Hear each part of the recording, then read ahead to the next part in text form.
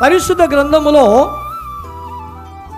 పరిశుద్ధుని గురించి పుస్తకం రాయబడింది, పాపుల గురించి కూడా పుస్తకం ఒకటి రాయబడింది.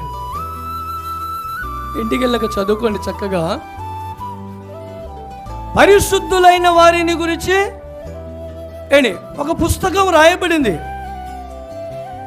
పాపుల గురించి కూడా మరొక పుస్తకం రాయబడింది.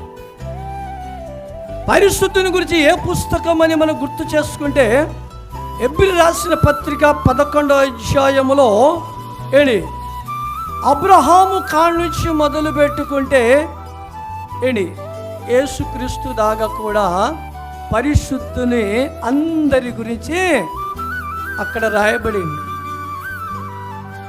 పాపుల గురించి ఏ పుస్తకం ఉంది అని మనం గమనిస్తే యూదా పత్రికని మనము జ్ఞాపకము చేసుకోవచ్చు.